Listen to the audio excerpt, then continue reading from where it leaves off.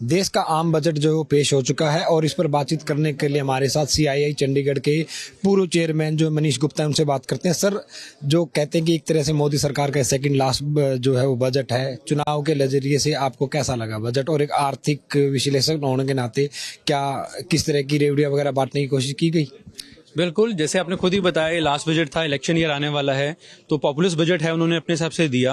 Expectation थी शायद और भी कुछ मिलेगा, लेकिन उन्होंने फिर भी अपनी तरफ से बहुत पॉपुलिस्ट बजट दिया है। उन्होंने कहीं भी कोई निराशा नहीं की, हर एक को कुछ ना कुछ दे दिया, इस तरह कि कोई भी क्रिटिसिज्म निकालना बड़ा मुश्किल हो रहा है।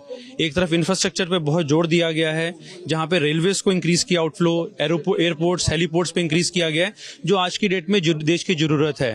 साथ में डूइंग बिजनेस के लिए अगर उन्होंने कई कंप्लायंसेस कम किए हैं और कई क्रिमिनल ऑफेंसेस को नॉन क्रिमिनल कर दिया गया है, उससे बहुत फर्क पड़ेगा एमएसएमई को काम करने के लिए। एक जो बहुत एमएसएमई के लिए बहुत अच्छी चीज की है कि ड्यूरिंग कोविड टाइम्स कई कॉन्ट्रैक्ट सरकारी पूरे नहीं हो पाए थे, उसमें 95% जो लिटिगेशन में पीबीजी जमा हो गई थी, फोरफी हो गई थी, उसका 95% उन्होंने वापस करने की, रिफंड करने के लिए कह दिया है। इससे एमएसएमई को बहुत सुधार मिलेगा और सर सरकार पे उनका विश्वास और जाग जाएगा।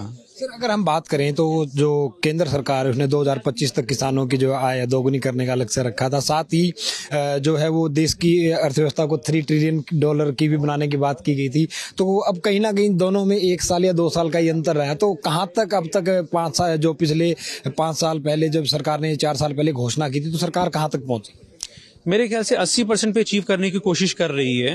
लेकिन जहां तक आप किसानों की बात कर रहे हैं, उसके लिए उन्होंने जो उदाहरण यहाँ पे दिया है कि इस साल एक तो मिलेट ईयर घोषित किया गया है और सरकार भी चाहती है कि नॉर्मल स्टेपल फूड की जगह पे वो मिलेट्स वगैरह या अलग पैदावार पे जाए।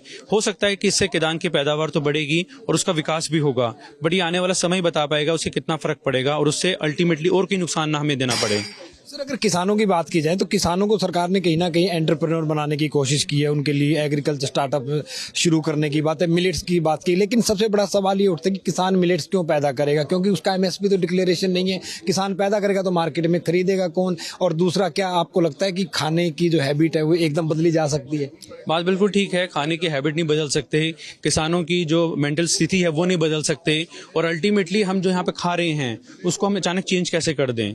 ये एक शायद एक मे बी कोई स्टडी की वजह से ये चीज की जा रही है कि मिलेट ईयर तो घोषित किया गया है, बट शायद कोई रिसर्च ही कहती है कि अगर हम नॉर्मल स्टेपल फूड बना रहे हैं, चाहे उसमें गेहूं है, चावल है, अगर उसके अलावा हम चीजें और बनानी शुरू करें उसी खेती के अंदर, तो हमारी विकास हो सकता है। उसी स्टडी के ऊपर ये चीजें की जा रही है और कई किसानों ने इसको दर्शाया भी है कि नॉर्मल स्टेपल फूड से बढ़कर उन्होंने नॉर्मल और एक चीजें की हैं और उनका विकास हुआ है। उसको ध्यान में रखते हुए ये चीज अच्छी है, मैं अभी भी कह रहा हूं, लेकिन अगर सब लोग उस तरफ चले गए तो अल्टीमेटली पीछे नॉर्मल पैदावार कौन पैदा करेगा, ये क्वेश्चन रह जाएगा। अगर आपके लास्ट सवाल ये है कि इस बार का जो कुल एक्सपेंडिचर एस्टिमेशन है वो 45 लाख करोड़ का है, पिछली बार शायद 38 या 39 लाख करोड़ का था, और फिस्कल जो डेफिसिट जो एस्टिमेट किया गया वो 5.9% किया गया है, और उधर से स्लैब बनाकर कर्मचारी वर्ग को भी राहत दी गई है, कुछ एक और सब्सिडियां भी अनाउंसमेंट की हैं, लेकिन डिस इन्वेस्टमेंट से जो पैसा है वो करीबन 50,000 करोड़ रुपए जो है वो टारगेटेड रखा गया कि डिस्टेंस से 50,000 करोड़ रुपए हम लेंगे। तो क्या लगता है कि सरकार ने जो 45 करोड़ रुपए का खर्च का जो एस्टिमेट किया है, क्या उसके कंपैरिजन में सरकार इनकम गेन हासिल कर लेगी? जो अभी पॉलिसी जो दिए गए फिगर्स उसके हिसाब से तो नहीं लग रहा, बट मुझे लगता क्या है कि अल्टीमेटली बिटवीन द लाइंस जब पढ़ा जाएगा तो शायद कुछ ऐसी चीजें भी होगी जिससे कि हमारा इनकम बढ़ सके या सरकार को पैसा मिल सके। अभी वो कई चीजें उन्होंने नहीं बताई हैं। जहां तक उन्होंने किया है कि कॉर्पोरेट टैक्स भी कम करने की बात की है, स्टार्टअप को भी बेनिफिट दे रहे हैं, तो वही एक पॉपुलिस्ट बजट के नाम सोर्स ऑफ इनकम कहीं बताया नहीं, और पॉपुलिस्ट बजट के नाम पे बहुत कुछ दिया गया है, तो हर एक कोई खुश है अभी आज की डेट में, गलती निकाल नहीं रहा, लेकिन आने वाले समय में। लेकिन एक और चीज मैं बताऊंगा कि अभी भी इंडिया तरक्की पे जा रहा है, शायद वो तरक्की में जो हमें सफलता मिल रही है उसको कहीं ना कहीं इनकैश करने की बात की जा रही है। फॉरेन डिस्टेंस शायद जो बात उन्होंने दी है वैल्यूज, शायद वो और इंक्रीज हो सके, क्योंकि आज की डेट में हर कोई बाहर का आदमी इंडिया आना चाहता है, यहाँ पे फैक्ट्री लगाना चाहता है इंडियन काउंटर पार्ट के साथ, तो कहीं ना कहीं तालमेल तो बिठाना पड़ेगा इसको हमें। पंजाब के जो जीडीपी की, हम पंजाब स्टेट की जीडीपी की बात करें तो उसमें करीबन 24% एग्रीकल्चर से आता है और 24% जो है वो इंडस्ट्री सेक्टर से आता है। तो क्या, हाँ, तो मोस्टली सेम ही है, क्या लगता है? कुछ एग्रीकल्चर है, 25% इंडस्ट्री है। दोनों का बड़ा इंपॉर्टेंट रोल है। इंडस्ट्री की जो एम्प्लॉयमेंट रेशियो है वो ज़्यादा है, वो 36% है, और एग्रीकल्चर की 24% है। उसका रीज़न ये है कि हमारा जो किसान है बड़ा प्रोग्रेसिव फार्मर है, पंजाब में मैकेनाइज्ड मशीनें यूज़ करता है फील्ड के अंदर as compare to rest of India. So बड़ा खुशहाल किसान है उस हिसाब से, और तरक्की पसंद किसान है। सबसे पहले टेक्नोलॉजी को अडॉप्ट किसान करते हैं, जबकि जो हमारी इंडस्ट्री है वो थोड़ी टेक्नोलॉजी अडॉप्ट करने में वीक है। हमारे जो MSME है वो टेक्नोलॉजी पे खर्चा कम करते हैं, और दूसरा हम प्रोडक्ट ही इस तरह के बनाते हैं जिसमें लेबर इंटेंसिव बहुत है। साइकिल पार्ट हो गए, हॉजरी होगी, स्पोर्ट्स गुड हो गए। पंजाब के जो ट्रेडिशनल स्ट्रॉन्ग एरियाज है उसमें लेबर लगती ही बहुत ज़्यादा है।